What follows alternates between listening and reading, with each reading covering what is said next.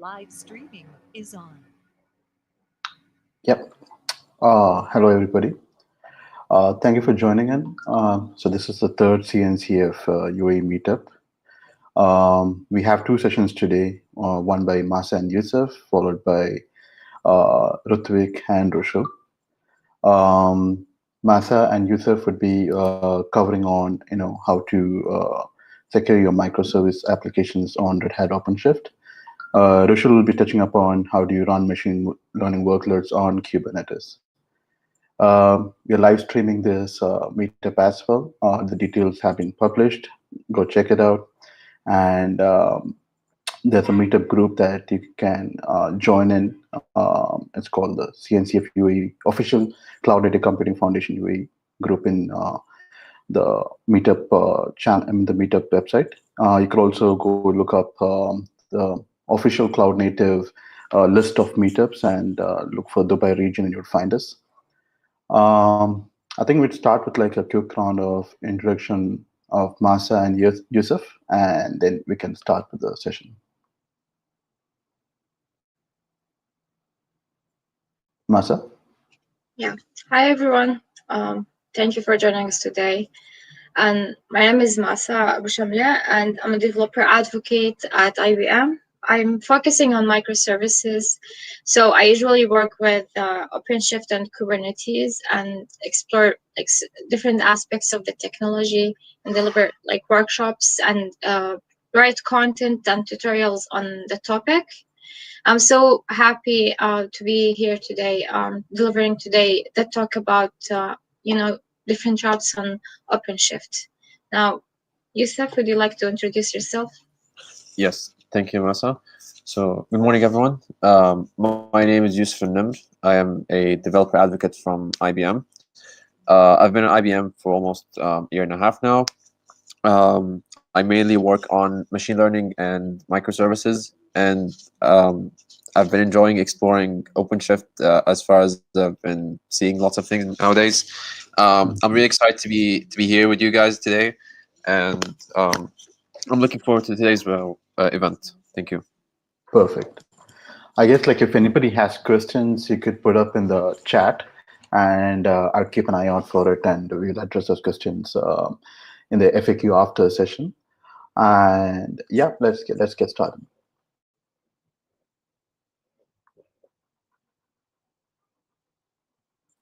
Okay, so I'll start with sharing my screen today. All right. Okay, so just a minute.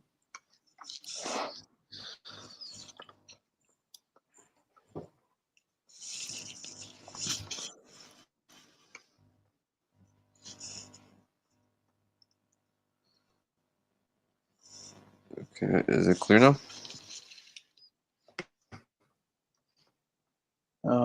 Yes, it is. All right, awesome. So again, good morning, everyone.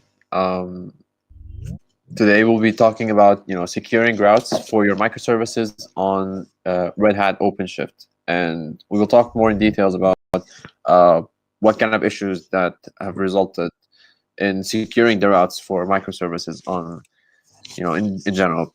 So before we get started, we would like to share some links with you guys. So we have the link for the tutorial. We'll paste it in the chat.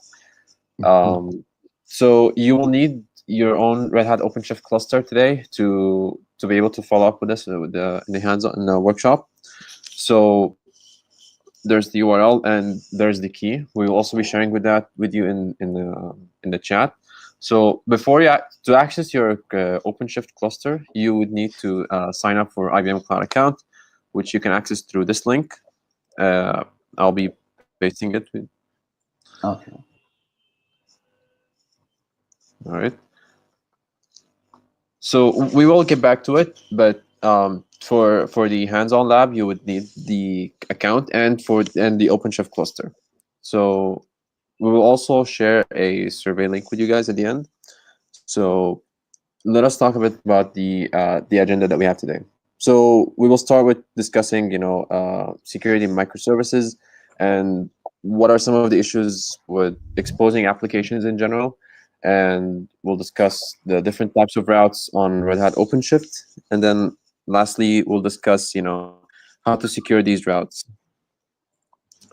So let us start with, the concept of security in general. So when you're exposing an application to, external clients, there's the concern regarding, how secure are microservices. So before that, in monolithic settings, you would have the front end, back end, database, all that bundled in one set, and it's on your server. So whenever you talk about the security in general, you would address it as one piece. You don't discuss like different aspects separately. So when it comes to microservices, you have your application. It's loosely coupled. So you have a database. You could have different security measurements, and then you could have the backend with different security measurements and so forth. So should that stop you from migrating to microservices? No. So just as there are challenges in monolithic settings in terms of security, there are also challenges in the microservices as well, but they are not as hard or tedious to address. So having that said, let us take a look at some of the security concerns in microservices. First off, we have data management. So let's say someone conducts a man-in-the-middle attack, or the connection between the application and the client is not secure. So in that case, first off, we would have an issue with data management, because somebody could be spoofing packets or phishing, and the data that the client is sending to the application is not it's not the same thing. It's not the same data that the client is sending. So somebody is messing with the data packets that is being sent through the network. So this is one issue with the data management. Secondly, we have the API vulnerability. So in microservices, sooner or later when you deploy an application, you're going to have to expose it to the public. So when it comes to the API, somebody could be trying to conduct an attack to either take down a service or basically mess up with the networking of the microservice in general. So this is another issue with it could be a security concern in microservices, which is that when you expose your API, it could be vulnerable to different types of attacks, whether it gets taken down or somebody is just trying to mess up with the microservice here. Lastly, we have the request authentication. So let's say someone's trying to gain admin credentials, or admin access on an application. So in this case, somebody could be there are protocols that you could inject within the application, and it could allow your admin access. So in that regard, there has to be an authentication of the client and the kind of request that is being sent to the microservice. So these are some of the top security concerns in microservices. So having that said, this is why it should be taken into consideration what kind of route is deployed onto the application. So let us take a look at the different types of routes. So we have simple, edge, pass-through, and the re-encrypt. These are the 4 different types of routes on Red Hat OpenShift. Now, let us take a closer look at how does routing work in general. So first off, we have the client who is sending a request to the application. So in a production setting, you would have a URL of your company or the name of the application in general. So if it's facebook.com, Instagram, and so on, you would have this link. Otherwise, if it's still under development, you would have it's name of the application, the cluster, and so on. So what happens here is that the client sends the request to the router service. Now, when we look here, this is inside the cluster of Red Hat OpenShift. Now, we have this router service, and it checks which router should it send this request to. So, if we have multiple if we have the same application deployed in multiple zones or multiple regions, this is basically what happens there. So the thing here is that the router service sends the request to the router, and accordingly, the router checks which pod is available to serve that request. So it would send, let's say we have the same application replicated many times. So in that case, the router is gonna send that request to the pods, and accordingly, upon availability of the pod, it's gonna respond back to the router, and that response goes back to the router service, and it goes back to, again, the client. Whether it's it's a 404 or 200 or any kind of request, it gets sent back again. So let us take a look at the first route, the simple one. So this is, this kind of route is very easy to set up, and it's very, straightforward. So you have a direct connection from the client to the application. So again, when we talk about the router here, it refers to the router inside the Red Hat Openshift cluster. So in this case, the entire connection uses HTTP. So this connection from the client to the router and to the application is insecure. Now, this is very, inconvenient, because in this kind of routing, you are vulnerable to a man-in-the-middle attack. So what happens in a man-in-the-middle attack here is that, instead of having a connection from the client to the router, what happens here is that this connection gets, this session gets terminated, and there's somebody who is, messing with, your data. So let's say somebody is, conducting the attack here, and instead of having the connection from the client to the router, there's somebody in the middle here who is, either spoofing or, just messing up with, the data that you're sending. So if you're sending sensitive information such as, username, password, or, your credit card information, this kind of route is not very convenient, and it actually puts you at risk. So having that said, this is what leads us to using different secure routes. So let us look at the first one. So we have what is called edge routing. So in edge routing, it requires, a TLS or SSL layer from the client to the router. Now, so basically, it requires an HTTPS connection. Now, what happens here is that from the client side, the connection is totally encrypted. So again, from the client to the router, there's an HTTPS connection, and we have the certificate authority certificates set up on the router. So to check that this is a legitimate host, and the certificates are genuine, they're set up on the router. So everything is checked on the router's side, not on the applications. So having that said, what happens in the edge routing is that after the connection from the client, after the connection from the client to the router, from the router to the application uses HTTP. So the router does not encrypt the connection from the router from the router to the application. So what this means is that if there's an attack on the internal network of the cluster, there's a chance that your data could be jeopardized. So this is what the edge routing looks like. Now, let us look at the pass-through routing. Now, pass-through routing encrypts the entire connection. So what happens here is that the certificates that we had, here on the router, go to the application. So we have the TLS layer set up on the application as well, and the entire connection from the client to the router and from the router to the application are set up with the same TLS or SSL layers, connection. So what happens here is that your application needs to support the TLS layer, and you need to have the certificates set up there.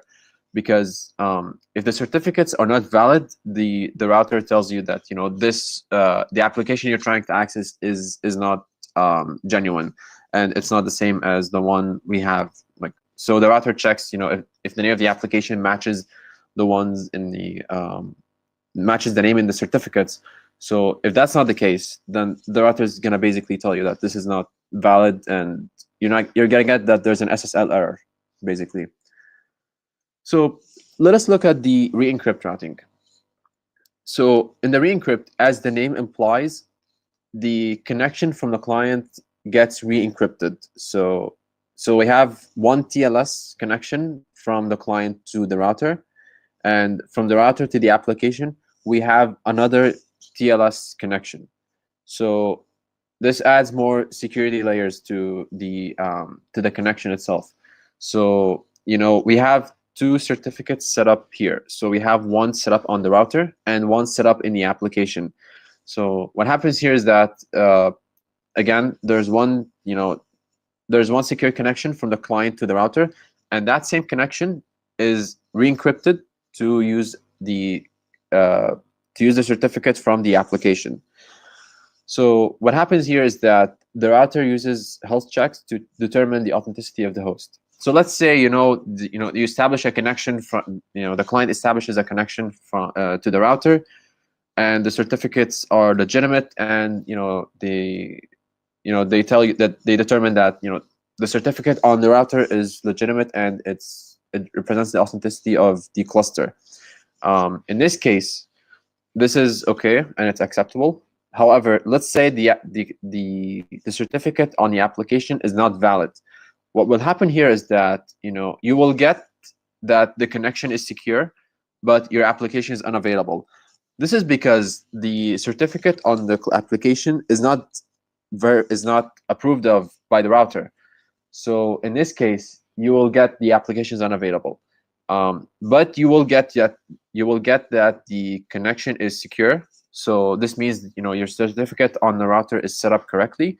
However, on the application, it is not. So you would have to check that your application uses the same certificate, or it uses a properly signed certificate. So let us look at how the configuration of the certificates work. So we have different certificate providers. So we can either use a self-signed certificate. This is usually done through a tool called OpenSSL. This is very easy, and it's pretty straightforward to set up. So it basically says that you're signing your own certificate, as the name implies, self-signed.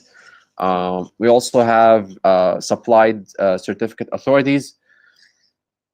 Whether it's R3, such as R3. We also have organizations such as Let's Encrypt and HashiCorp Vault. You can request certificates from there to your application or to your domain in general. So what happens here is that the cluster admin sets up, configures a certificate or one or more certificates from the providers, and these certificates are put on what is called Certificate Manager Controller. This is something internal within Red Hat Openshift. Don't worry about the terminology here, basically. But it's a controller, and what it does is that it creates a secret. A secret is basically something you can store confidential information, and whether it's a password, login credentials, and so on. In our case, we're storing the key and the certificate. And what happens here is that the developers request, the certificate, and the certificate manager controller is watching for these requests. And accordingly, it creates the secret that is accessible for the developers to use within the application. So just to recap on this part specifically, the cluster admin sets up, one or more certificate providers and different certificates, and they are set in the certificate manager controller. Now, what happens is that the developer creates a request for a certificate, and which the certificate manager controller is keeping an eye on, and accordingly, it creates the secret that the developers can use to access the certificate and the key for whatever providers they're using. Now, with all that said, we will be moving on to the hands-on lab to demonstrate these different types of routes. So my colleague Masa will be walking you through the hands-on lab today. So Masa, the stage is all yours. Thank you. Thank you, Youssef. So I'll be sharing my screen now. Okay. So in the hands-on lab, we will be like demonstrating the routes that Youssef has explained before. And I have shared in the chat the link to the Gitbook. You can find all of the information and the resources you're going to need in the prerequisite sections for the Gitbook. Now, as we mentioned earlier, we have 4 types of routes. I'll be actually demonstrating 3 types of routes, which are clear, edge, and pass-through. I still have to work on re-encrypt, maybe at some other time. As you mentioned earlier, just a quick summary that the clear route is unencrypted. There is no certification, and there is no security with this type of route. And then you have the edge route. It is secured on the on the router layer, but not on the application layer. As for the re-encrypt, it is re-encrypted twice. So once it is re-encrypted on the router level, then it is encrypted again, and then it is re-encrypted on the application level. And the last type, which is the pass-through route, which is encrypted on the application level. So it is not really encrypted inside, like on the router level, you can say. So like the decryption is happening at the application level. Now, moving on to the prerequisites, we have created like Red Hat Openshift clusters, so you can use them on IBM Cloud. It's specifically for the event. So you can access it through this link. You can find it in the Gitbook. And you can also use the link to create your IBM Cloud account. Masa, just sorry for interrupting. Yeah, no worries. Just confirming if everybody can see the screen. Can you, if others can see the screen? Oh, okay. Can you see it? Yeah, I think. Yeah. I think Rushil had a trouble. He will rejoin. Yeah, I think Rushil had a. Yeah. Okay. Is there like an issue or something? No, I think it's just for one person. He will rejoin. Carry on. Oh, okay, because I was hearing some weird sound. Oh. Okay. So yeah, and if you do not have like OpenShift CLI, you can use it from the Cloud Shell and like without installing it on your machine, in case if you don't have it. Now let's get started. Now, yeah, if you actually go into this link, in case if you want to access your cluster, just make sure to provide with the OS lab key and then your IBM ID that you have registered with, and then you will be redirected to a page that will tell you to go to the cloud. So once you go to the cloud, you will see a list of resources. So if I just go back a bit here, make sure that you are in the Advo work account, and your cluster will be named in this kind of like format, OC secure, and then the ID of it. And so just click on it. It will be like the only service available for you in this account. So you will find all of the information that you're going to need for your cluster, like a cluster ID, the version, when it was created, the ingress subdomain, and much more details. We will be using some of these details in a bit. Now, first thing we need is to access the cluster because we want to log in to OpenShift through the CLI. So just go to OpenShift cluster and click on the top right and copy login command, and then copy the token and paste it in your Cloud Shell. So I actually already logged in here, so I don't really need to perform this step. Next thing, yeah, by the way, we'll also be using a little bit of IBM Cloud CLI because I want to demonstrate also how you can extract information about your cluster, which can be useful in the later steps. So first of all, we're going to create the project, which is going to be, it can be any name actually, but I'm going to name it my route project, for example.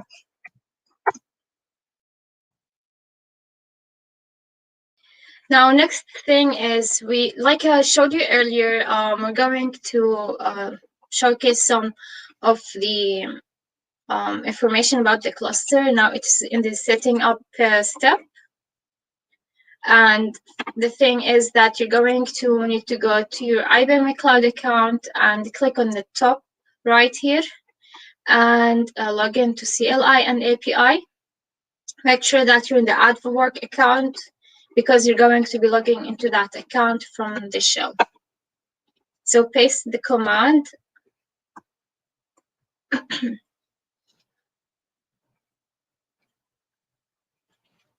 And you can pick like whatever region if you want, or even skip it, it's fine.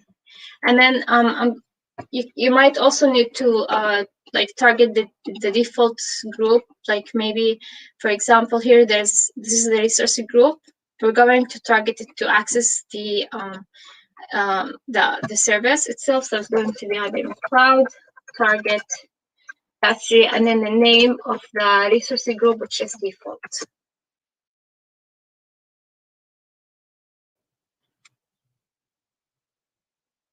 Okay, so in that case, maybe we don't really need it at the moment. So let's give it a try. Now, in this command, which is IBM Cloud OC NLB DNS, in this one, we're going to extract information about our cluster, like the name and so on. You can get the name of the cluster and paste it, or get the cluster ID and just paste it here. Let's make sure to replace the parameters, the value of it.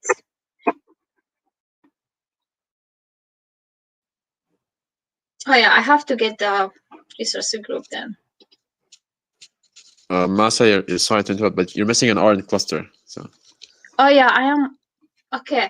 No, I wanted to show it in from IBM Cloud, but we can view the same information at later steps if this one does not work. Let me try again. This one. Okay, I think it's related to this account. Like I can use it with my personal account, but it's okay. Anyways, now in this one, I'm going to show it here actually. It's not really appearing. Okay, so when you actually use this command, you can view like information about the host name, the IP address of it, like the SSL certificate status, and the SSL certificate secret name, and where the secret is actually saved. And it is saved in the OpenShift ingress, which we're going to be using in our next steps to get this. We're going to be using the certificate to create our secured routes. You can use like the default certificate, or or create your own certificate if you have your own domain, for example. But we can use the default one that is meant to be used for securing your routes on OpenShift. Now, in this code lab, we will be demonstrating. We'll be creating two applications. The first one is a simple guestbook deployment, and we can just create it using a secret deployment, and then we're using the image, which is guestbook version 2. So you can just copy the command and in your command line and just create the application. And the next thing is we want to review the information about our pods. So as you can see, it is in running state right now. So it has been created successfully. Next thing is we have created the deployment, but we want to access the the application like inside the cluster, because we don't have a service, and we need a service to create a route, and that's why we're going to go with OC expose deployment, and then we're going to specify the port, which is a 3000 in our case. So if you use OC get service, you'll see it. You'll see information about your service and the IP address and like the ports and so on.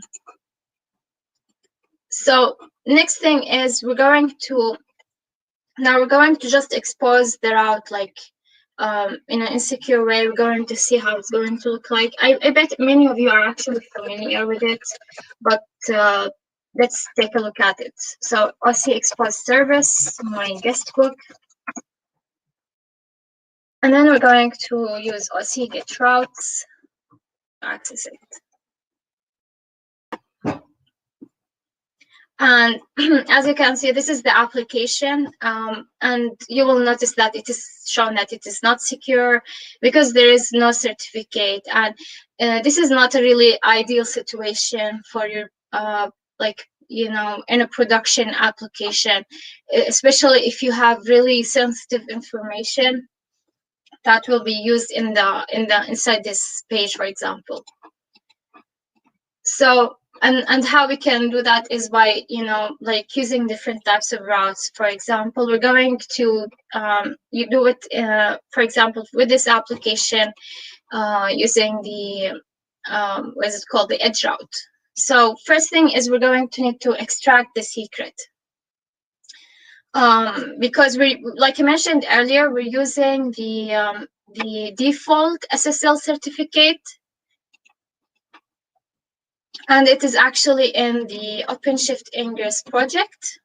If you use OC get secrets, you will find like the name of it is like name of your cluster and then followed by an ID, which is usually your subdomain, you can say, because like you'll notice that it is kind of the same name. And it is of type like Kubernetes.io TLS. There are several TLS certificates and secrets inside OpenShift cluster that are created by default, but each one of them has different uses. For example, some of them you cannot use externally, but this one we can use it. Oh, yeah, I copied it by accident, but like because we're going to use the name. So first we're going to extract the secret. We're going to save it in a directory we have. So using the command OC extract secret, and then we're going to provide it with the name of the secret. And make sure this is actually using dash command is just going to output it for us in the command line. We're going to take a look at what is inside this secret. And as you can see, it has like a key certificate pair starting with the TLS.crt. The name of it is TLS.crt and TLS.key. Now we're going to need to save it. So we can use the same command. And then we're going to just save it in a temporary directory.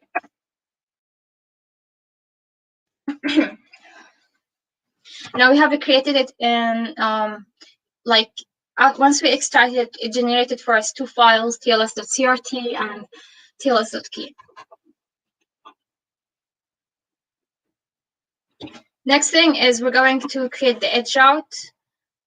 First thing is I would recommend to actually delete the route that we just had.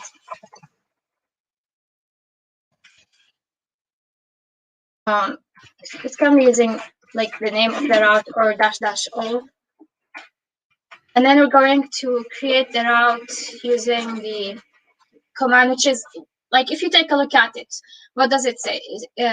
Like the command is generic when you want to create it, whether it was route, edge, pass through, or re-encrypt. So OC create route edge, and then we're providing with the service name. And then it is very important. These are required parameters, the key and the certificate, which we have just installed. Which we have just saved in our directory. So once you created, you can also provide a host name. But in case if you do not provide a host name for your cluster on IBM Cloud, it will be auto-generated. If you have a domain name, you can provide it as well. So if we take like OC get routes, you will notice as well that the type of determination is edge here. If we take a look at it at the top here, there's no termination type, it's just empty.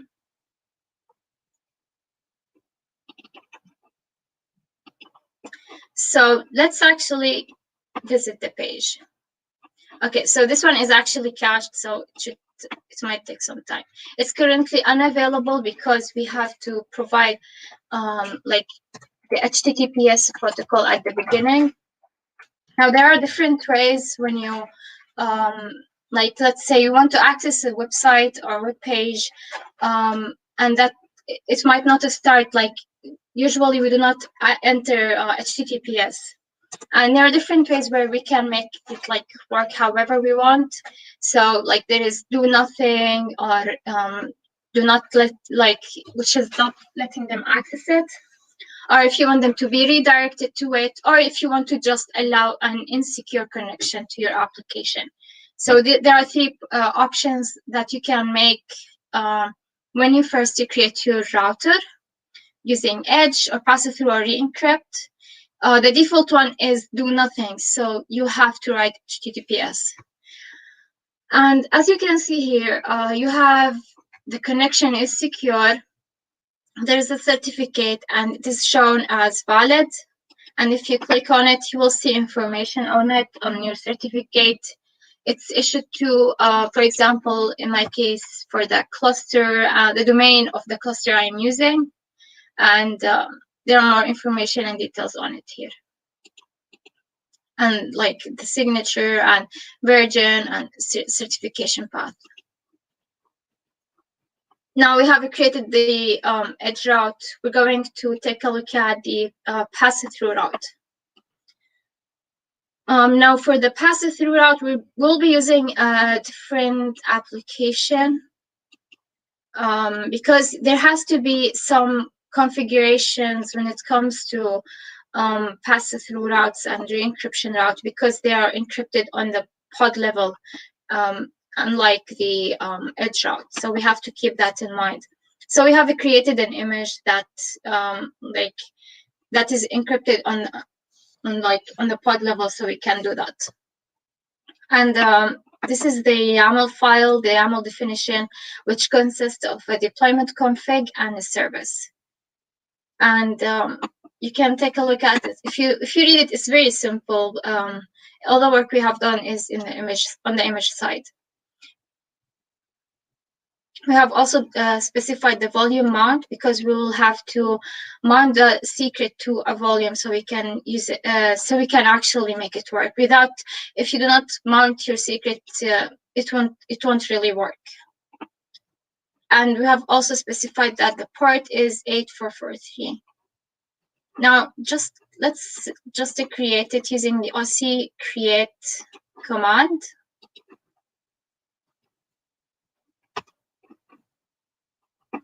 And if you take a look at your pod, it's currently creating the container. It shouldn't take long.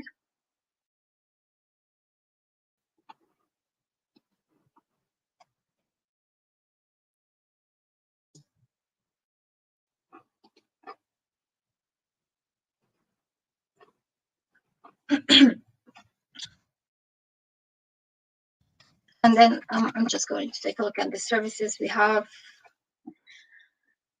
So the application is written in Golang, as you can see. You just need to make sure that the pod has been created successfully.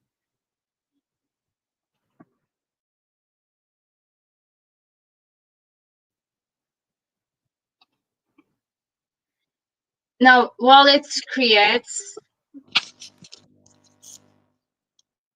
let's take a look at the next command, which is to create a TLS certificate.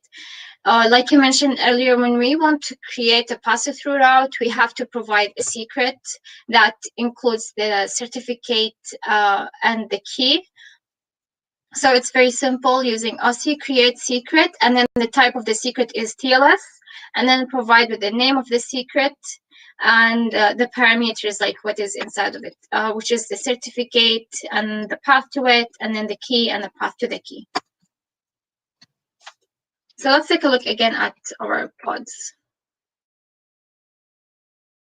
A bit odd that is taking time, but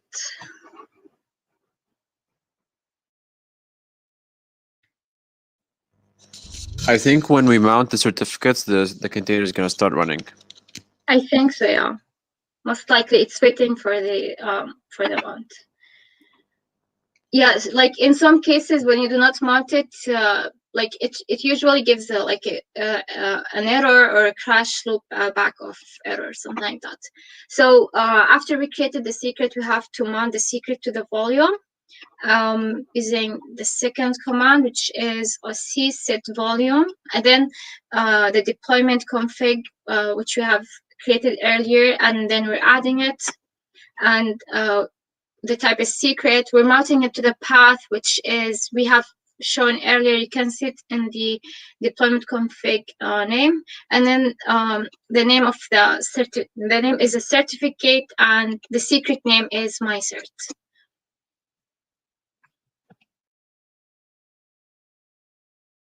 And as you can see, it's currently in running state, and that's because we have mounted the volume.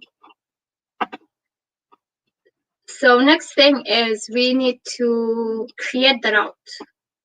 So to create the pass-through route, it's very simple, same command, but since you have created a secret inside the pod, you don't really have to provide the parameters of certificate and key pair. You can just go with OC create pass-through, and then the name of the service, name of the route, and then the name of the service that you have. And then if you take a look at OC get routes,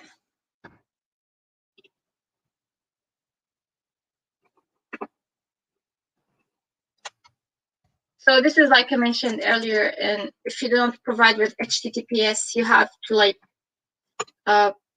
make changes to it, or just add HTTPS when you want to access the route.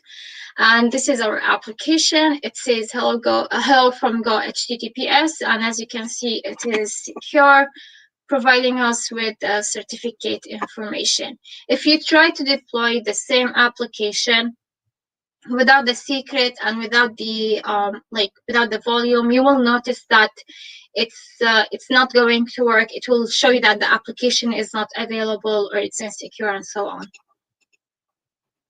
And you can actually also try to test it using curl commands, for example,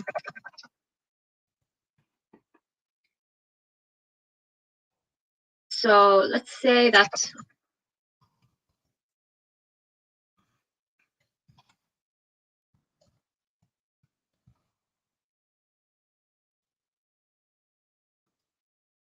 OC debug DC running HTTPS.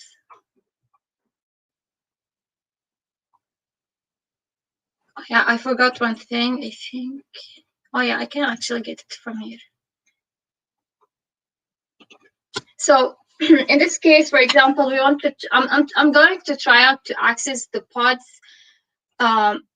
inside the cluster, for example. So I have created a debug node, debug pod of the Golang HTTPS, and I want to try to access the guestbook, and it should work. So if you just use OC get SVC and then just take the IP address of it.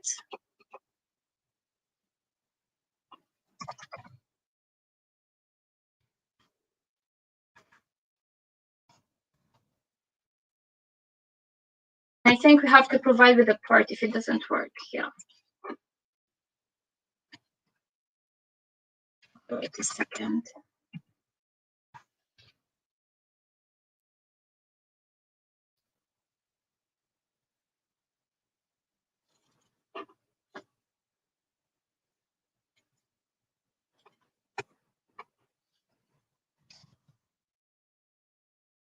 So we could try anything, for example. Let me take a look at the port of it. It's port 8443. Okay, 8443. And hopefully it will work because I'm just trying it now. But usually, if you want to try out how it works, if you can access it inside the cluster, just use OC debug. and then the name of your deployment application, and you can use the cluster IP or the private IP. I think it didn't work for this one here. I think I have to provide. Oh God.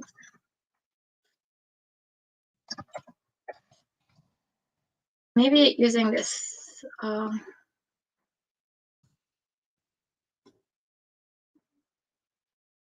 We'll see. But yeah, like you can use curl command to try to access your application, and you can use the same thing. So if you try to access, for example, the Golang application without a certificate, you will notice that it is actually inaccessible. So that leads us to the end of this like tutorial. So we just wanted to introduce to you like different routes on OpenShift and how you can like create them and how to secure your application. And we really hope that you learned from us. I think, Youssef, you might want to wrap up the session. So I'll hand over to you. Yeah, so thank you, Masa. So let me share my screen now.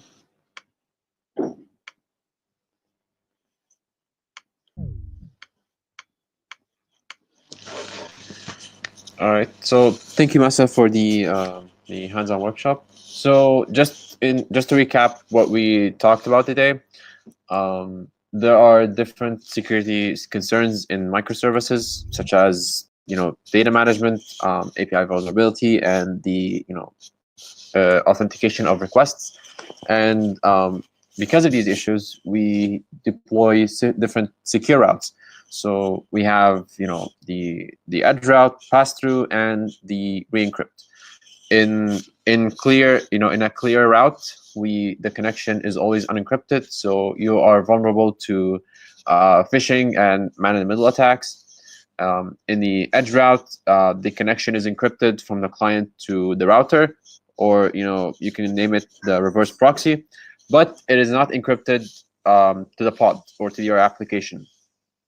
In the pass-through, the connection is not encrypted from the router; it's encrypted from the application side.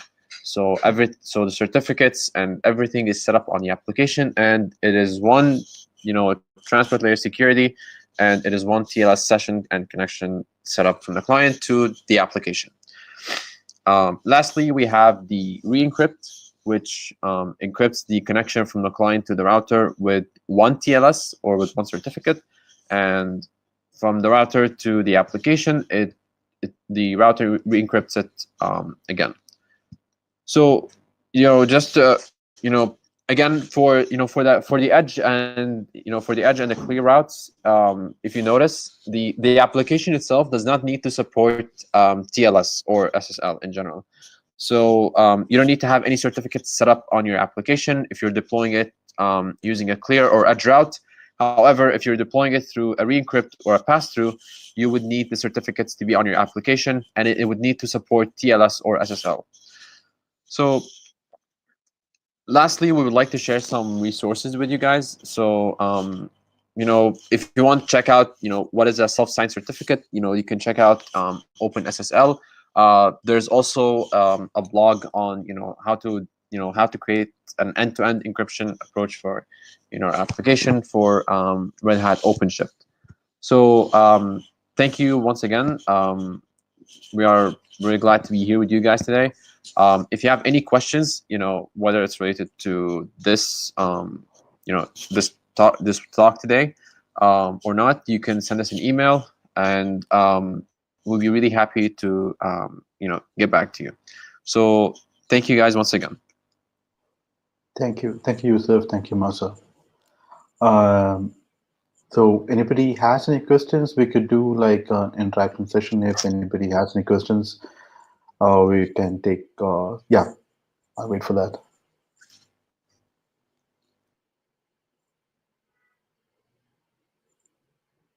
All right. Yes, anybody? Yalo, here one question. Do we have any information on how it is different when it is done in say Tanzu or say some Rancher or with say DY own tool or something like that? Any information on this? Can you explain more? Okay, so do we have any differences how OpenShift routes are different from say Tanzu or say Rancher or any competitive information on this part?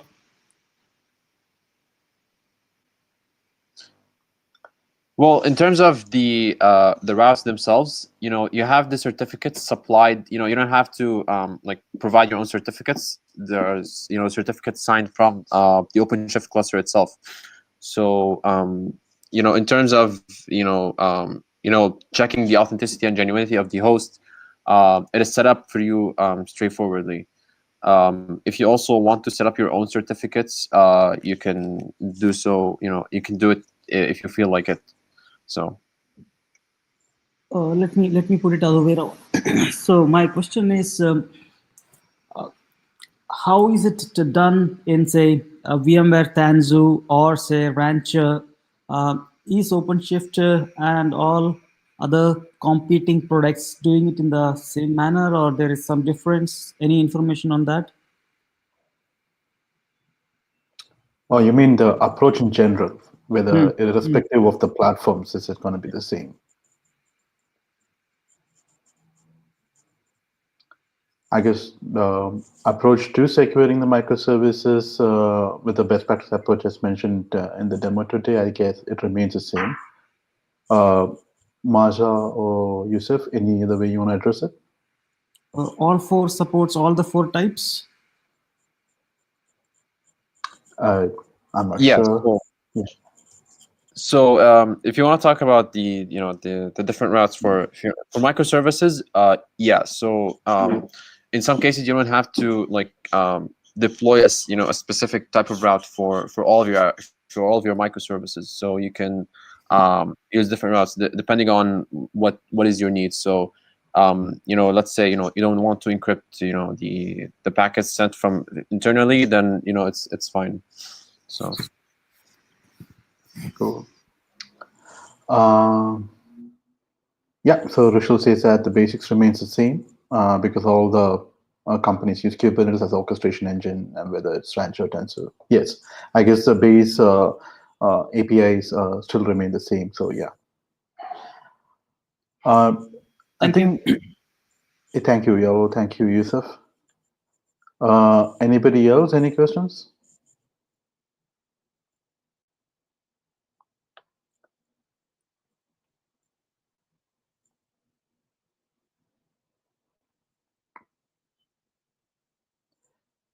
All right, cool. We have a next session by Rushil and Rutivik. Rushil is here. Rutivik, I think, is away for personal reasons. So do you guys want to take like a 5-minute break, or do we continue with the session? I'm okay with anything.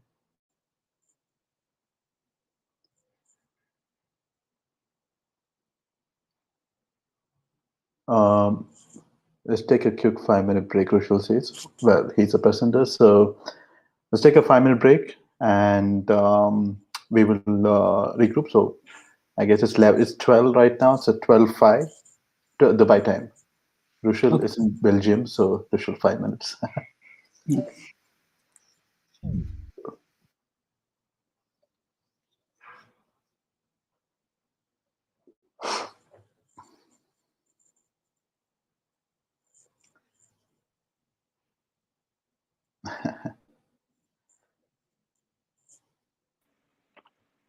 Hey guys, hi, can you hear me? Yeah, Rushil, we can hear you. Okay, perfect. I was just checking my mic and everything. Okay. Sometimes the computer get nervous during presentations. Yes. The curse of live demos. Yeah.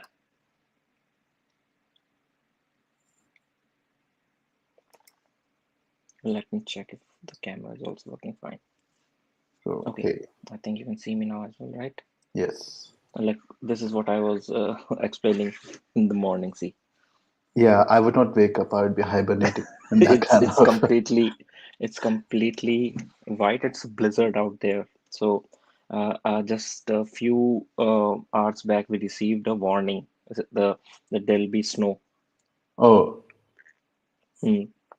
So there's a snow warning today, and yesterday it was fine, and 2 days back it was like 18 or 19 degrees, and in 2 days it's gone down to 1 degree. holy. So yeah, it's a pretty it's a huge change because I was in India for like 29 years. I lived in Rajasthan. Then I Okay. moved to Pune, and Rajasthan and Dubai in terms of weather, it's exactly the same. Yeah, Apart desert from regions. Yeah. apart from the cherry on top with Dubai, that there's a sea there, right? So you Yeah. can go there. Uh, Correct. but yeah, in my hometown Jaipur as well, it gets as hot as 50 degrees sometimes, but 45 46 degrees normal in summertime. Sometime. It rains very less because there's a desert, so I never felt like I left home when I was in Dubai. Dubai. Yeah. So you've been in Belgium for like 2 weeks now. Yeah, 2 weeks. So actually I was for initially I was planning to move to Google Dubai, Okay. but it didn't work out, so they asked me to join Google Sweden, but Okay. that also didn't work out. But at the end they said that yeah, this Belgium gig works out pretty well, so I was okay with it. Perfect. Perfect. But it's fine, it's good, it's very good. This is the first time that I'm in Europe, and this is the first time that I saw this level of cold temperatures. The day I landed here, it was pretty fun because it started snowing from the very next day. Mm-hmm. So I saw the snow for the first time in my life as well. So that was also a pretty neat Yeah. experience.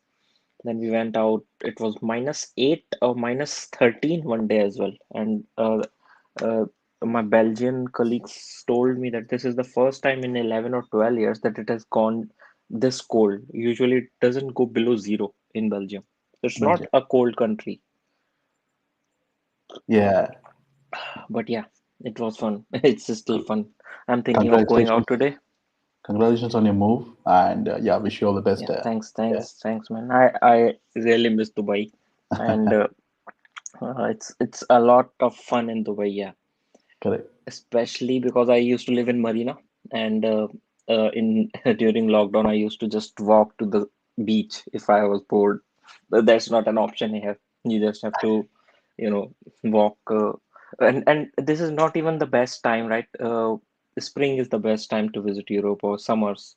So I'm Yeah. just keen on to wait. I'm just waiting for this to turn beautiful the way Europe is. Correct. And you have better vaccine rollouts, I guess, in time for the weather, right weather, you'll be able to roam around. Yeah, Yeah. let's hope, man. Correct.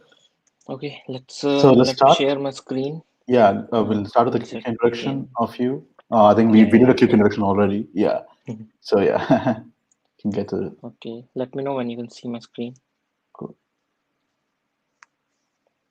So Rutvik won't be joining us. It'll be Rushil. Yeah. Yeah, so Rutvik has already recorded and sent over a video. Hmm. Actually, his sister is I think it's his nephew's first birthday. Oh, okay. So yeah, but he really loves to contribute to open source, and we have actually gone to a lot of talks. We went to Thailand and Thailand and Vietnam, Oh, and in Bangalore as well, and in Pune multiple times we have presented together. So nice. he actually recorded this at 4 a.m. in the morning because he had to leave at 8 a.m. Damn. Okay. Uh, so I really love his dedication. I don't think that I can do something like this. So yeah, but we'll try for the next time that he is also available, because his expertise is in monitoring Grafana, Prometheus, and tools like these. So a Sweet. very nice ecosystem that he has been working at Red Hat. So Nice. okay, it's time. Let's start. Let Yeah. me give a quick introduction of myself. So good morning, good afternoon, guys. It's the morning here in Belgium, and good afternoon for my Dubai friends. Myself Rushil. I have worked at Red Hat, and guys, thanks a lot for that presentation on OpenShift, because I have been doing that for a long time and it brings back a lot of good memories. I have worked on OpenShift extensively. I have tested that product, and uh, today we are using OKD, which is the upstream open source offering of OpenShift. So Kubernetes and machine learning. So let's start. So a quick disclaimer, guys. This is, as I mentioned, I work for Google and Rutvik works for Red Hat, but we are not sharing any enterprise products today. We are not focusing on anything enterprise. We are completely focusing on open source contribution, and this is our personal open source contribution. So just a quick word before we start. So let's Perfect. quickly begin with our first slide, like what is Kubernetes. So uh, if I explain in a quick manner, let's see the methods of application deployment which used to happen some time ago, like a decade or so, more than a decade. The traditional deployment method, right? So we used to have a hardware, then a layer of operating system on top of that, and then you can deploy one or more than one applications, right? So this is the simple, very basic design of application deployment. After a long time, this completely changed because companies like VMware and others, they created something called a hypervisor. So when you have hardware, you have a layer of operating system on top of that. And on top of that, you have a layer of a software called a hypervisor. So what does a hypervisor do? It simply takes leverage of the hardware and the operating system and creates virtualized environments, a virtual machine. So that is like, it's like Inception, right? You have a operating system inside an operating system, and I think these days hypervisor supports like nested virtualization also. It's pretty dope. You have operating system inside an operating system inside an operating system. So yeah, that's pretty cool. So on these different operating system on a single hardware, you can deploy different virtual machines, and on those different virtual machines, you can deploy multiple applications. You have these VLANs over there. You have completely segregated network, so it works pretty well. But there were again some problems with that kind of deployment. Like you have to have a big hardware, right? You have to have a data center. You need to have a lot of hard disk. And for a single operating system, let's say if you're installing CentOS, right? So CentOS eats up around 4 to 5 GBs. And if you want to deploy 2000 different application on 2000 different VMs, you need to have that much of hard disk available just for the operating system, right? So it's a wastage, right? Because if it's just a static page, but it is mandated, like it was mandated when I was working at Wipro in a data center, that every single application must have its own operating system, its own resources. So it's completely segregated because it was a government-based facility, and they had this some mandatory guidelines. So we had to use different OS, but eventually you'll run out of that, right? You'll run out of that hardware. So what you will do? Will you add more hardware? Maybe you can if you want to, but at one point in time it will become very expensive to maintain, right? Because you have your own data center, you have to spend more on electricity, and a lot of different things, a lot of different aspects are associated with it, right? Then comes the containerized deployment, which solves a lot of issues with the virtualized deployment. Like you have your hardware, then operating system, then you have something called a container runtime, like Docker, Podman, Cryo, Rocket, right? What they do is they leverage two very neat functionalities of the kernel, which is the C groups and kernel namespaces. What they do is when you deploy an application in a container, they simply use the resources from the kernel and they run as a process. Every single process in a Linux machine is a separate entity, and it is segregated using these two kernel features, the C groups and your namespaces. this functionality is a feature of Linux kernel. So that's why initially this was not available with Windows. Now it is available, but with a workaround, because Windows kernel still does not support uh, C groups and namespaces the way Linux does. But it solves a lot of issues. Like you can have more than 100 deployments in a single operating system on a single machine. Like it was not possible earlier with the virtualized deployment methodologies. Also, it solves a huge issue of developers, that it runs on my machine, why doesn't it run on yours, right? Because if you have containerized something, you have created a Docker file, it runs exactly in the same manner that it runs on your laptop. So it will run exactly the same on every laptop in the world. So it's also a huge issue.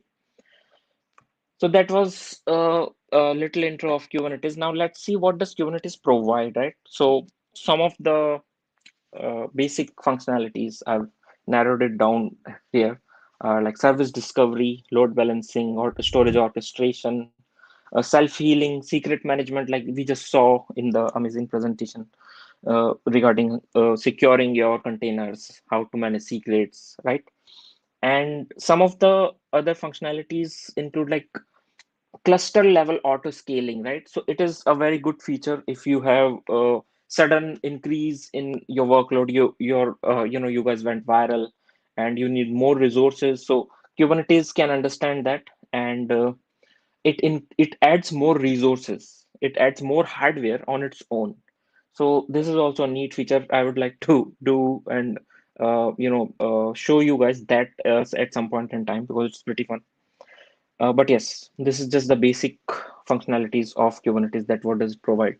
Okay, now let's see a couple more points regarding our AI and ML capabilities. So let's see, what is machine learning. Now we hear these terms a lot these days, like machine learning, artificial intelligence, deep learning, and natural language processing (NLP). But what does these things mean? Like how are they correlated with each other? So I'll explain one line about each of these pretty quickly. So see, hold on, I think I skipped. Yeah, here. So AI versus ML versus deep learning.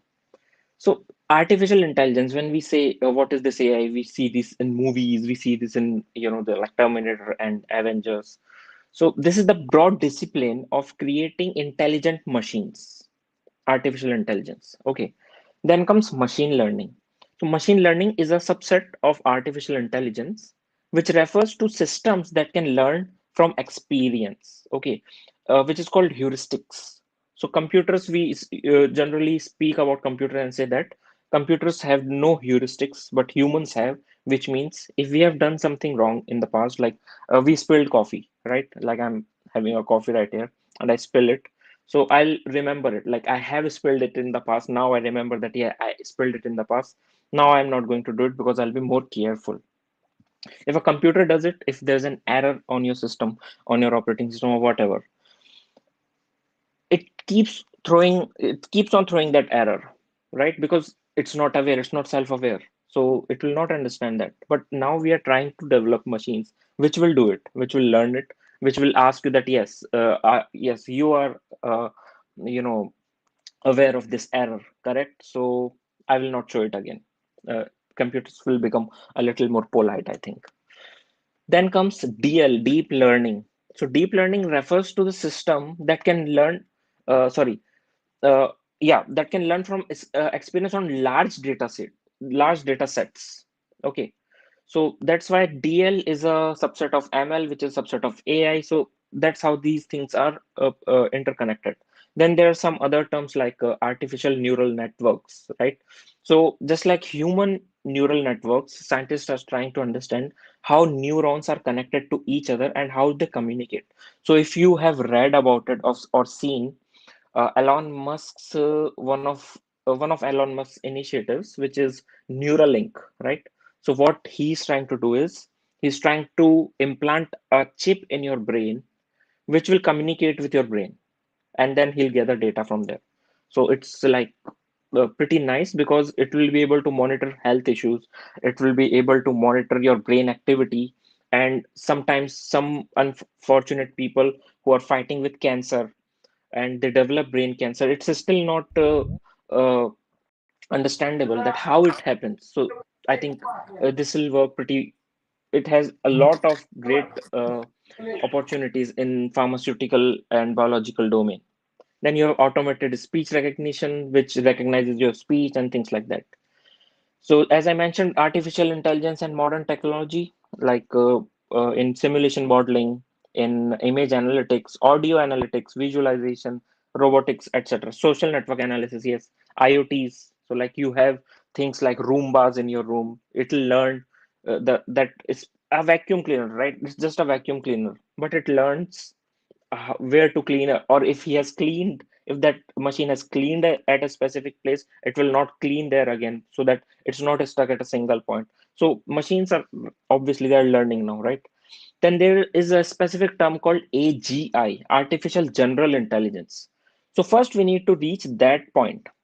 AGI means uh, an intelligence which is closest to human beings, also which is self-aware. So it will take a long time for us to reach there.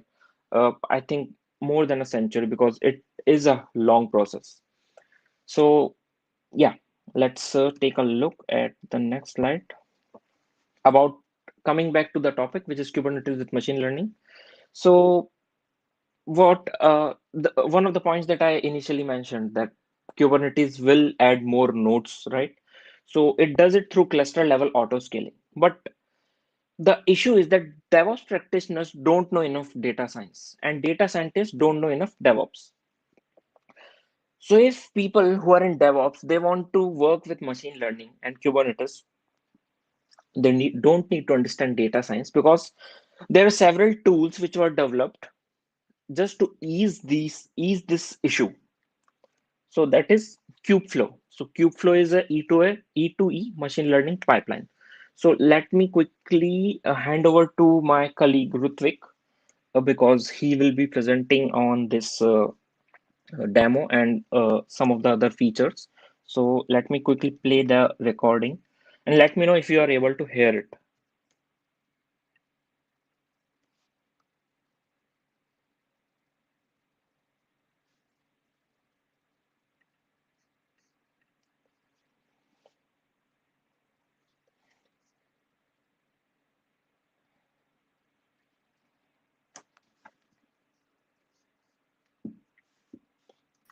Oh, guys, are you able to hear?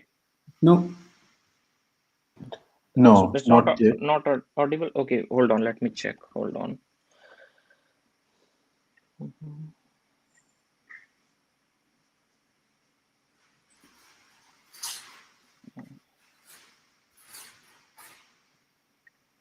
Okay.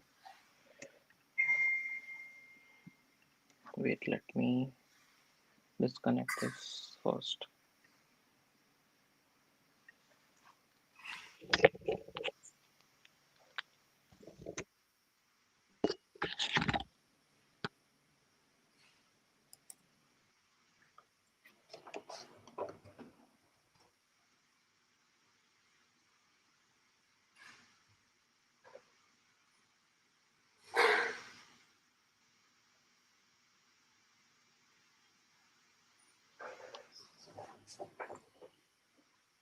Should you be downloading that file?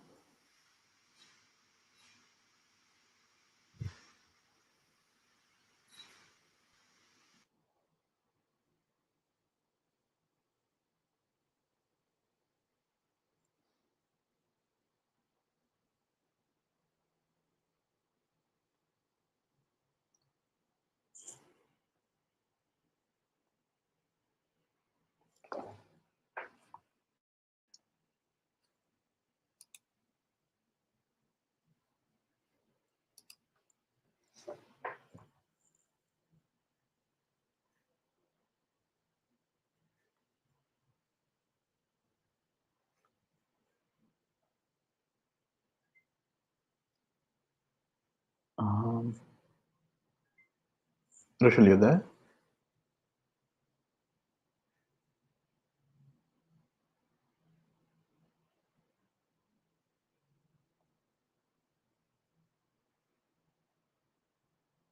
Hello.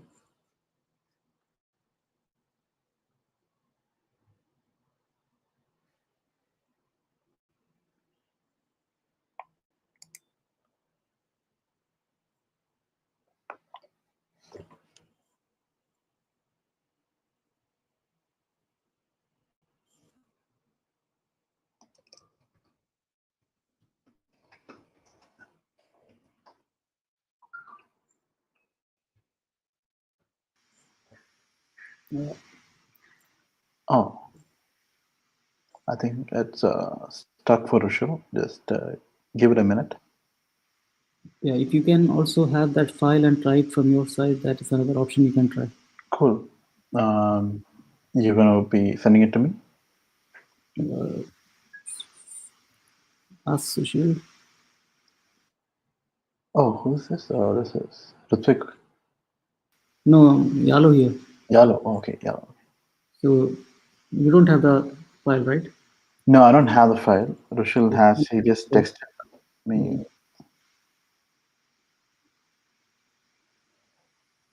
So which app is this?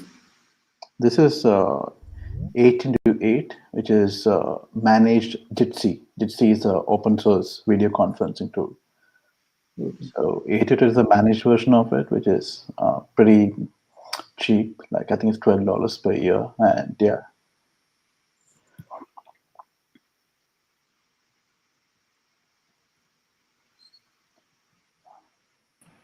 Hi guys, hi. Sorry, I think my laptop got stuck. Exactly what I was speaking about Oh, okay. during conferences. Yeah, this has to happen. I don't know why with me.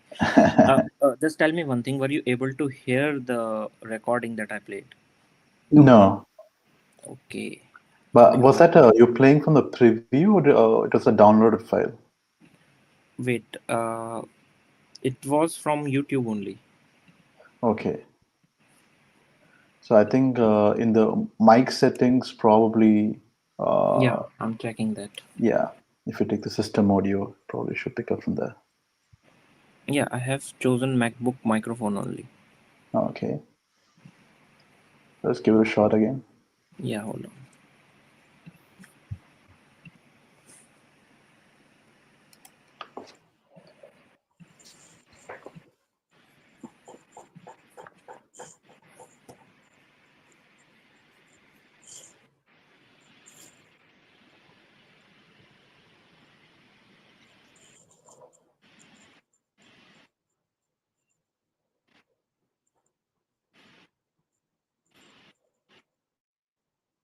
Can you hear now?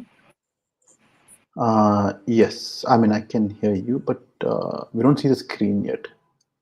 Okay, yeah. Let me share. Hold on. If you are able to hear it, let me share. Oh, okay, okay. Yeah, I've hold on. Let me share.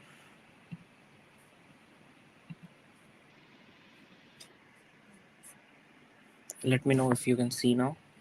Yes, we can. Okay.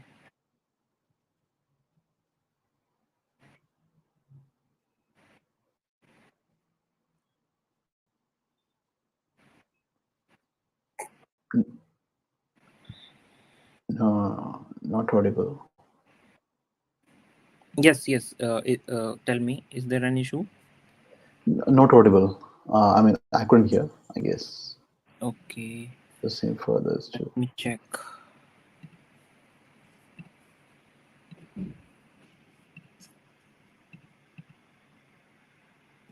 Oh, let me play from downloads once. Maybe Yeah. it can work. Hold on.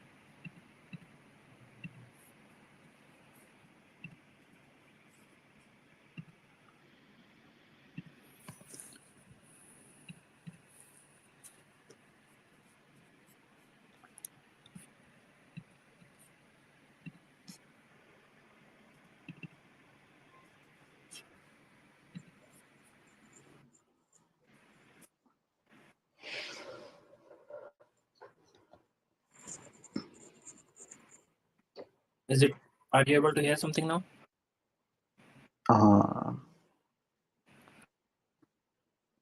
No. Okay, let me do. Okay, Yeah.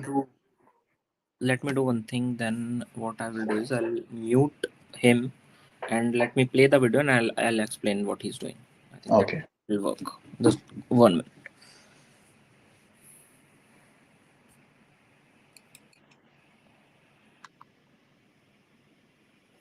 There's an option within this app where it's share a YouTube video. You try that? Yeah, let me try that also. Hold on.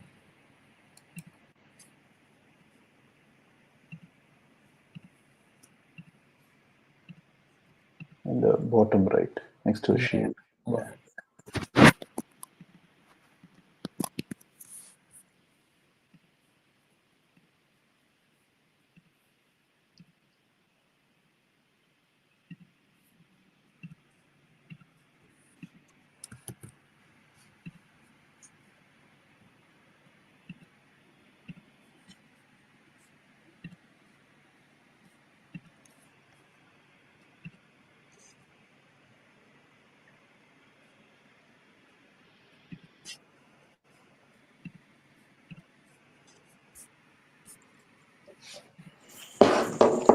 Okay, I think it's still throwing some error. Let me play it and I'll explain everything. Cool, No cool, issue. cool. Let me share the video.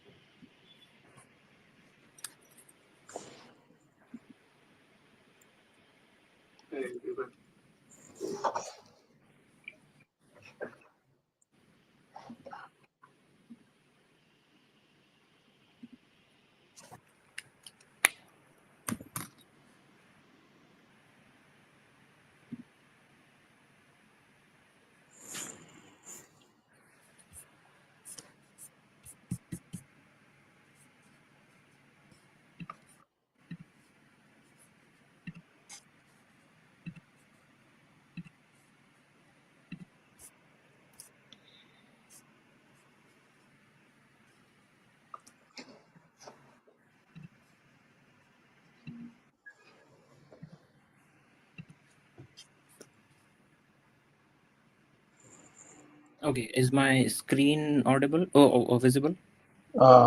It's the 8x8 screen. No.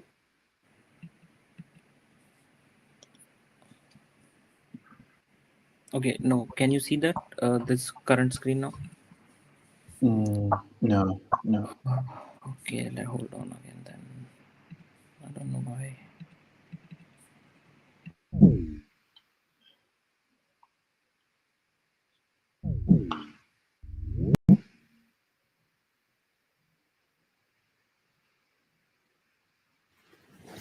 Yeah, I guess now.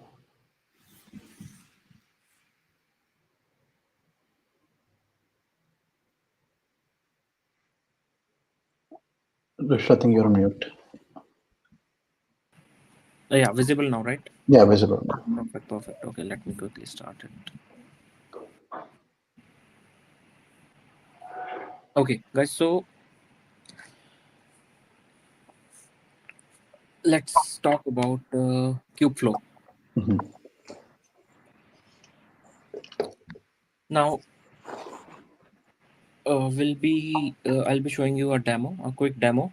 Okay, so now here with this the issue that I mentioned, that the DevOps guys don't know enough data science, and the data scientists don't know enough DevOps, right? So the demo. So let's talk about Kubeflow. So what Kubeflow is? Okay, so Kubeflow. So what Kubeflow is? Kubeflow is a cloud native platform for machine learning. So what Google did? Google created a internal machine learning pipeline, which works as a machine learning toolkit, and it is embedded with Kubernetes. So it is specific for your uh, microservices architecture. Okay, and it also supports multiple machine learning frameworks like KSonnet, TensorFlow, JupyterHub.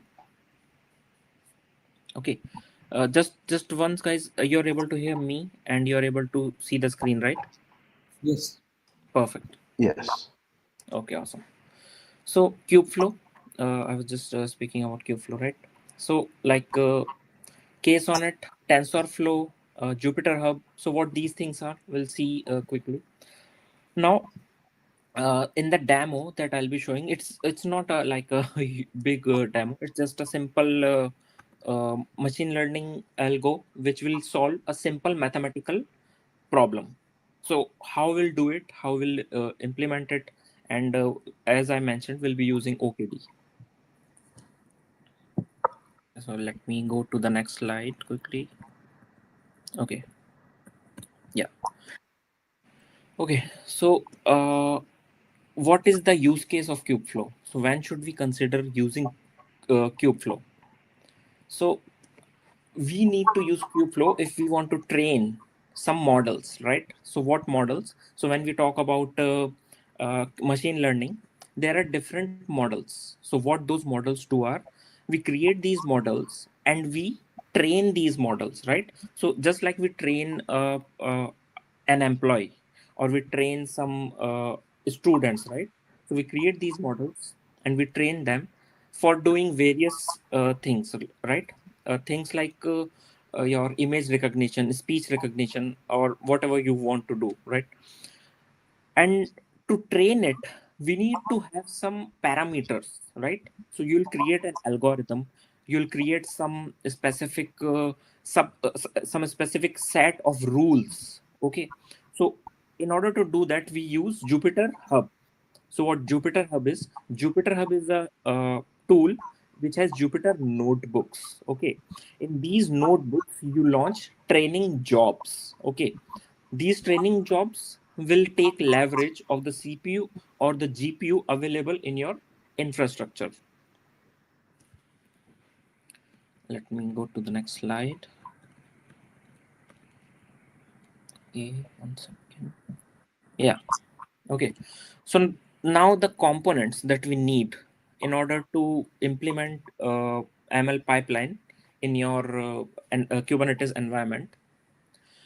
Now, all of these components which are mentioned here, these are mandatory components for a single machine learning pipeline. Okay, so as I mentioned, Jupyter Hub, it's a tool where you have your Jupyter notebooks in order to uh, implement your algorithms for your training. Then you have TensorFlow. Okay, the TensorFlow is the actual tool which starts the training.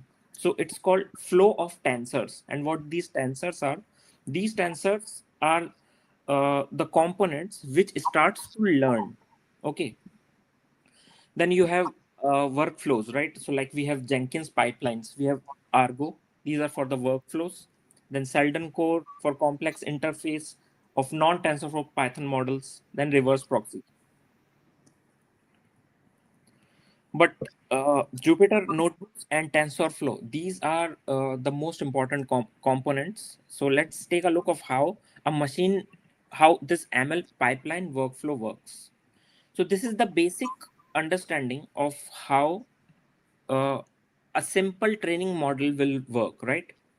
So on the first category, we have data management. So there are three product categories here. The first one is data management. Then you have the experimentation, and then the product deployment. Okay, so let's quickly take a look at what these means. Hold 1 second.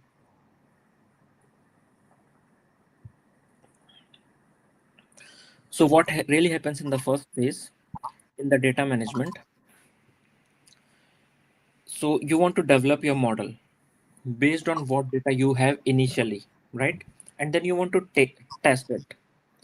So this is, you can consider this as a testing phase. Okay, so you acquire the data, then you prepare that data, and based on that you prepare a development model. So it goes to the experimentation phase, right? Then you train that model. Let's take an example of a speech recognition. Okay, so you have a speech recognition tool, you have everything aligned, you have your model.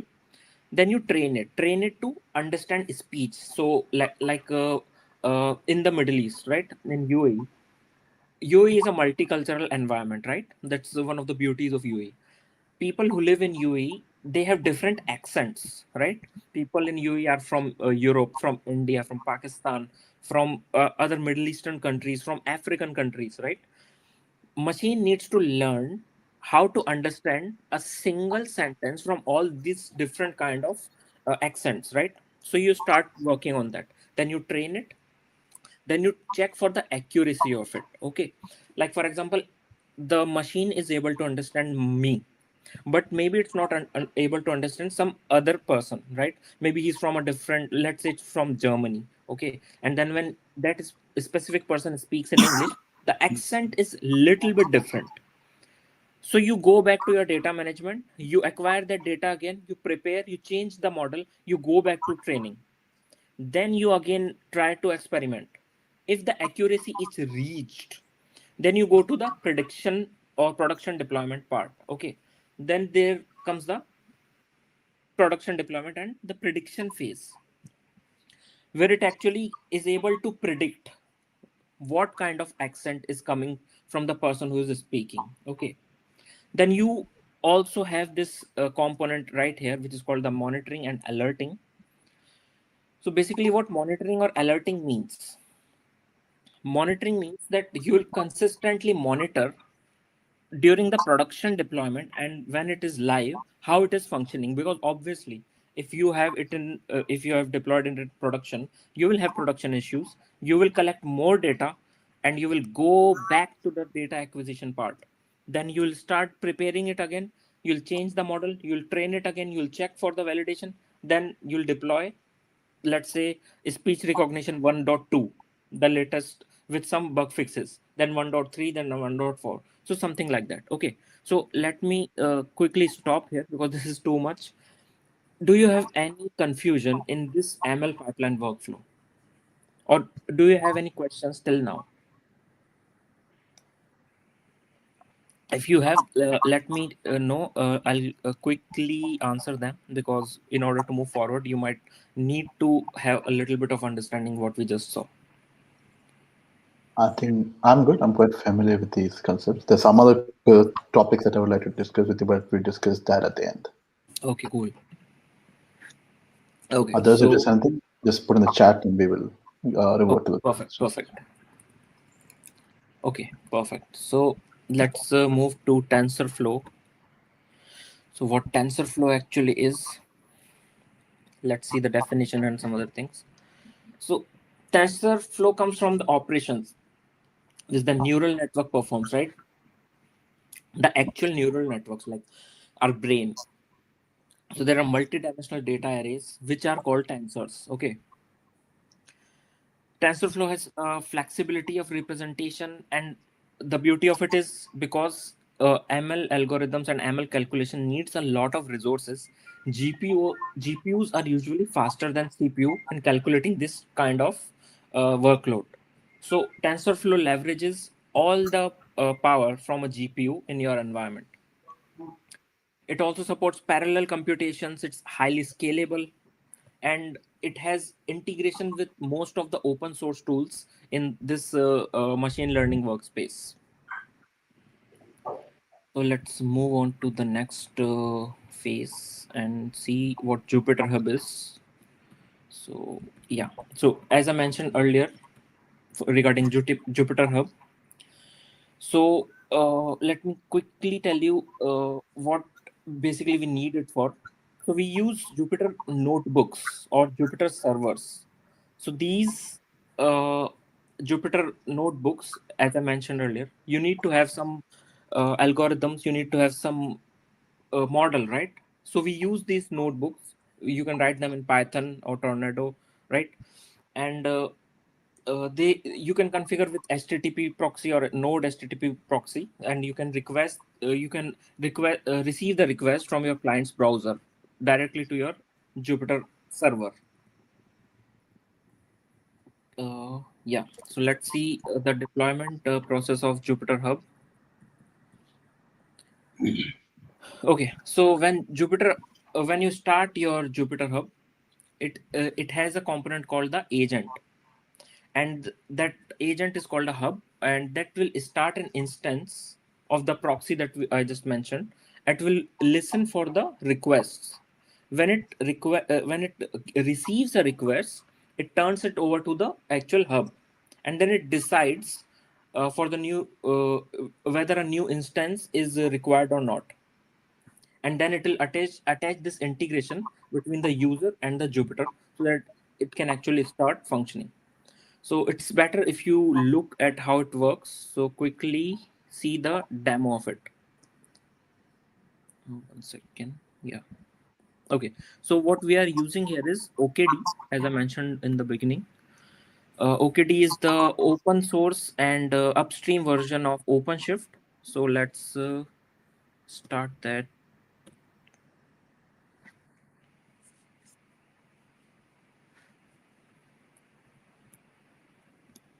Okay. So what we are doing here is we are creating a new project called Kubeflow. And then I'm initiating the OKD environment, OKD OpenShift environment. Okay. So the one of the components that I mentioned earlier, the KSonnet environment. So the KSonnet component will create all the APIs which are required for OpenShift or OKD to communicate with OpenShift. So this is the KSonnet. Okay. So basically what this is doing is it is creating a kind of a virtual environment within OpenShift for our machine learning pipelines. Okay.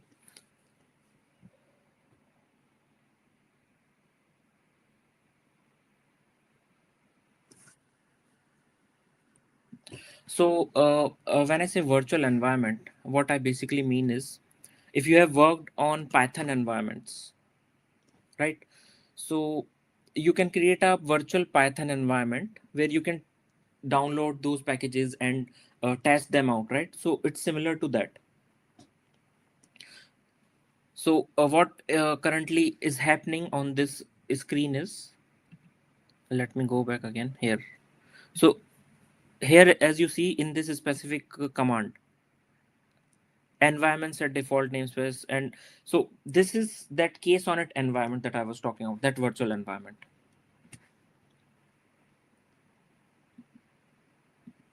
Okay, so now what we are doing is we are installing the Kubeflow packages, the TensorFlow and other required components.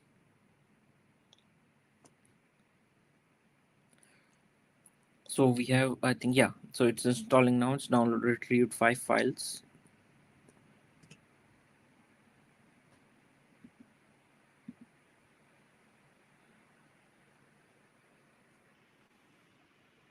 Okay, so now what we are going to do is we need to create some SCCs. So we'll create SCCs for this. So what SCCs are? SCCs are security context constraints. So these are special permissions in your OpenShift account or OKDs or any microservices accounts.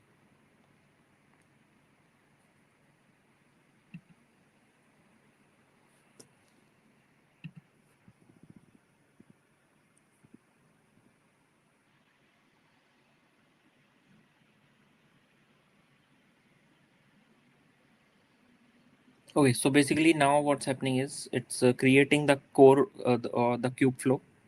It's creating and installing and applying all the changes. It's applying the configuration maps. It's applying the, yeah, it's rolling out the ambassador service, the proxy service.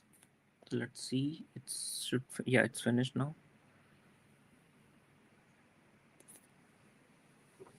The roles and all, everything is rolled out. So if I show you OCGet all, so in OCGet all you can see, hold on, yeah. So here you can see the pods have been rolled out. So these pods are the same components which we just discussed, like we need ambassador, we need TensorFlow, we need KSonnet. right? So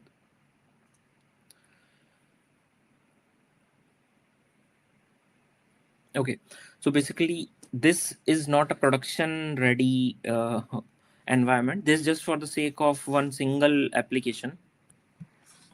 So because I currently don't have any GPU, just a single CPU, so we cannot run huge workloads. But yeah, this will work fine. So let's see if the pods are in ready state. They are still coming up.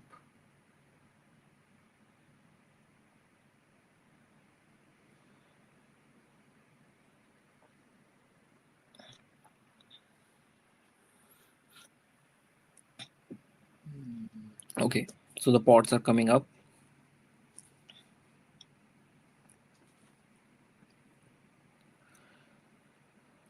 So definitely for actual workloads and actual models, we'll definitely need higher end hardware, GPUs, and a bigger cluster, a much bigger and better cluster. But this is just to show how these services work. It's actually pretty easy to install it now. So let's see. So what we have done is created a route, because we need to access the web application. So I think we have that. Yeah, it's created. Let's see if we can access this.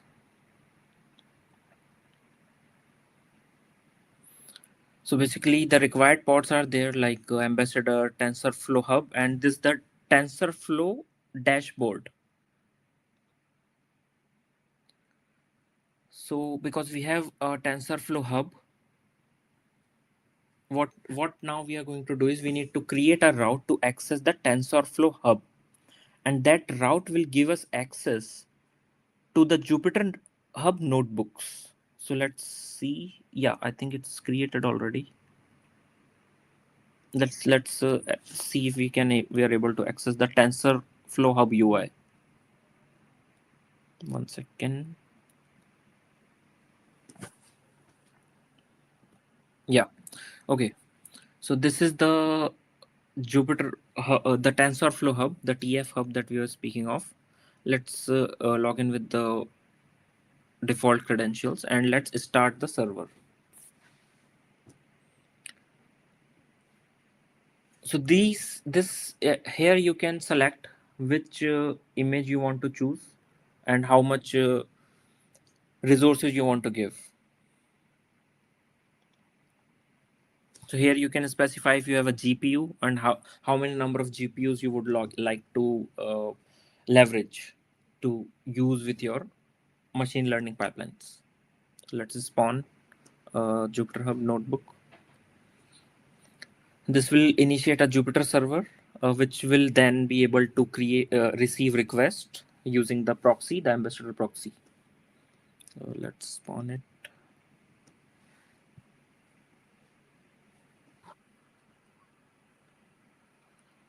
So this must have created a new pod, the Jupyter admin.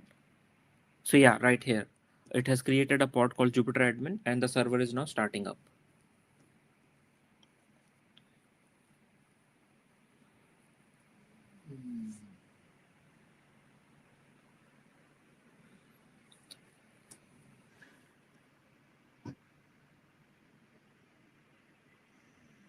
So this is a new route for the notebook, server. So let's see. So this is the interface where we can put your code, your Python code, or the complex Jupyter algorithms, the training algorithms basically. So this is the place where you actually put your training code, the model, the code for your model. So this here right now, because this is a very simple one, what we are doing is we're just training it to do some simple mathematical calculation, the matrix multiplication.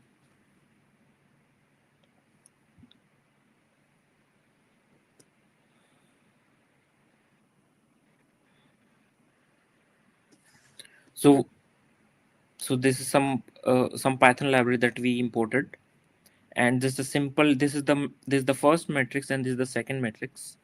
So this is the output of that matrix, and this was the demo part. So let me go back to the slides once again. Hold on. Yeah. Okay. So I hope this demo was like a little bit, uh, uh, informative for you guys, because yeah, we had a little bit of hiccup in the beginning, but actually my entire goal here was to jump all of you guys on this AI and ML race. That's why I kept this to the bare minimum, right? Because this has a lot to explore here, and as I mentioned to Arjun as well in the beginning, even I have just recently started working on this. So please forgive me if I have said something which was not correct. Correct me. I'm also learning, just like you guys. So let me know if you think that something we can add to this, or or if you want me to omit something, like this was not correct or this has been updated, because Arjun said that yes, come on, we are also learning. So I was also a little bit nervous in the beginning, but yes. What I want to say now is, do you have any questions related to these components or the demo? So let's take that first.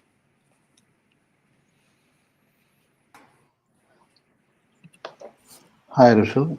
Yeah, Yes, I mean, I guess that's the whole point about the community. Everyone of all expertise levels can come in and participate. It's always inclusive. So it's been a wonderful session. I really liked how a lot of open source components and particularly things under the Cloud Native Computing Foundation umbrella yeah, projects have been included stitched over here, right? exactly. Generally, people have been hesitant to run data workloads and particularly ML type of workloads on Kubernetes, Exactly. primarily because of that storage layer, right? Where you generally for big data workloads, you kind of need strong persistent storage, right? True. Yeah, and Kubernetes initially was more favorable or inclined towards stateless applications, right? Exactly. So, I mean, there's still a lot of research going on. I think Portworx and other guys are trying to bridge that gap, and that's a gap that's being continuously researched to plug.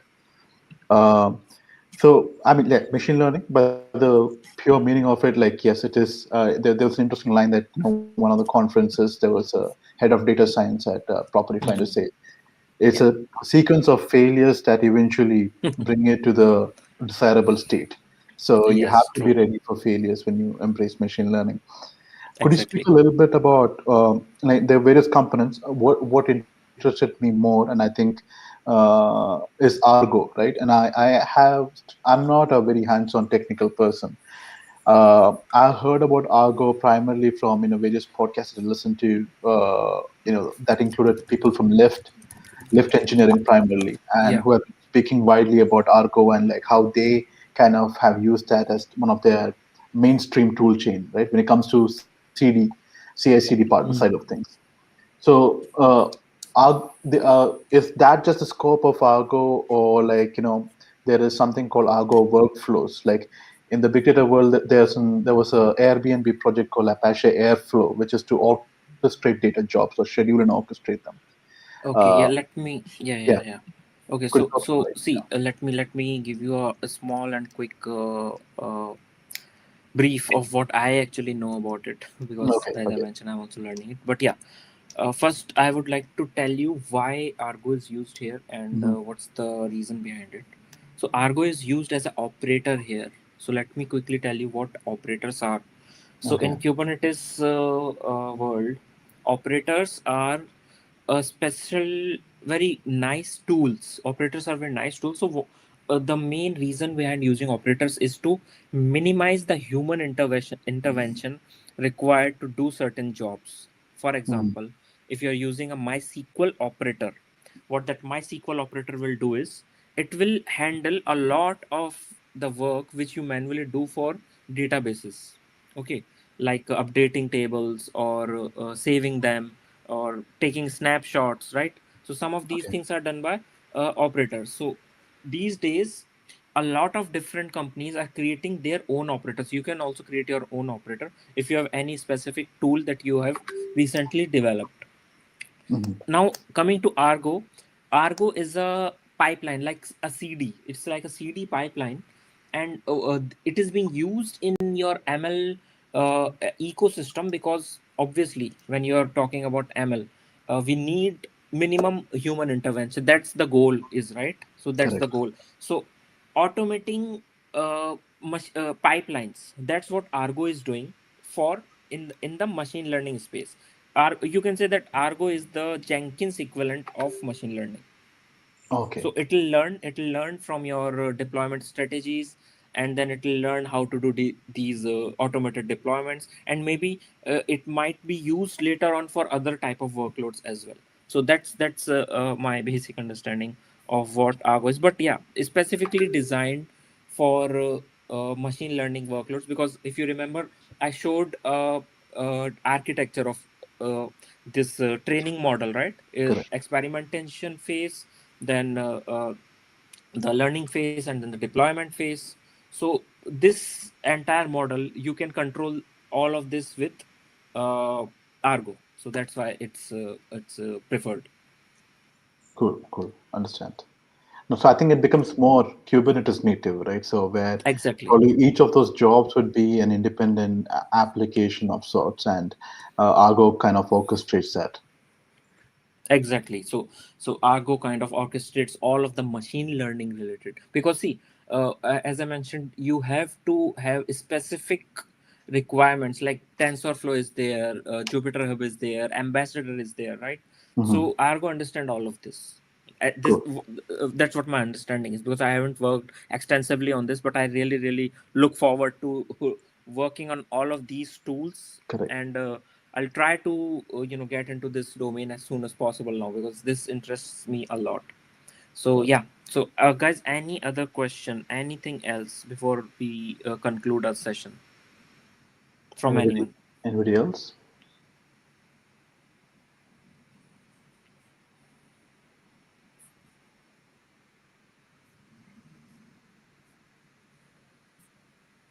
I think. So, Go ahead, Dev. no, I mean, great session. I mean, so this actually gives a complete idea of all the components required. So I'm really happy about the session. Thanks, man. Thanks. Again on Argo part,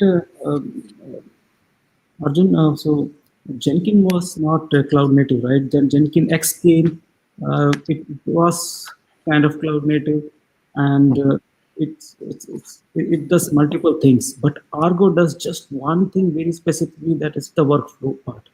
Okay. And it does it very well, and it's cloud native. It got a lot of popularity. So yeah, both of you are right. So yeah, it's equivalent to Jenkins X in terms of comparison, direct comparison. Yeah. Jenkins X can do many more things, but this Jenkins X is Because CI/CD, but this is not complete CI/CD. It is just no. Yeah. See. delivery part is Yellow. handled by Argo. The component that we are speaking about, I think it's not fair to compare these two, because Jenkins is specific to some different kind of workload, and Argo is meant for a completely different kind of workload. And that is why I think Jenkins cannot replace what Argo is doing. Maybe they can add this functionality later on if required, like Jenkins Jenkins ML or something like that. But the native Jenkins completely different. Okay. Mm-hmm. That's what I understand, right? Okay. Yeah. Okay, guys. So I think it was a great session, even though there were some hiccups from my side. Sorry for that. But trust me, if this were a live session, it would have been a lot more fun. Of course. Yeah. Thanks, Arjun, for this. For letting me do this.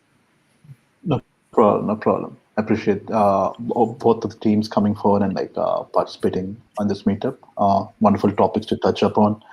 It was nice and diverse. We had today something from the application spectrum and from the data spectrum. Going forward, yeah, we try to do this format of like 2 sessions of an hour each on Saturdays and call it like Saturday noon lives of the meetup. Mhm. And I'll Yeah. try my best to organize more in the coming Saturdays.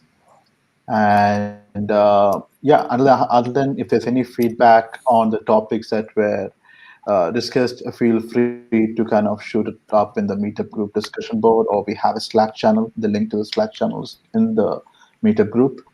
Um, your experiences on this streaming platform. We used Jitsi, the managed version of Jitsi. So yeah, I appreciate all feedback to make the virtual meetups going forward better. Yeah. Uh, yeah, so that being said, thank you everybody. Thank you again for joining in. Thanks, guys. Thanks. Finally, I think we were discussing regarding this since a long time, right, Arjun? Ah, We yes, started to discuss, I think maybe back in September, if I'm not wrong, correct. last year. I need to find one more organizer. Laziness is part of my DNA, so yeah, yeah. It was nothing but I got a little bit laid back and lazy, but and things got caught up towards the end of the year. No issues. But So yeah, what I'm so guys, just a quick one. I'm also going to organize a couple of such sessions I here in Europe. So I'll let you guys know. Maybe we can perfect. collab on Perfect. top of that. Not soon because I'm also settling, but yeah, in the next coming in the next quarter, Q2. So I'll ping you guys. Follow me on Perfect. LinkedIn. Sure, will do. Will Cool, do. man. Bye, guys. I'm leaving now. Right? I have a meeting. Yeah. So Yeah. see Right. you. Have fun. See you. Thank you, Yusuf. Thank you, Rushil, Yalo, Thanks, and Yusuf. everybody else. I think Marcel dropped out. Yeah, but yeah, thanks. Convey regards to Bye. her. Cool. Awesome, All right. guys. Bye. Have a great weekend. Bye bye.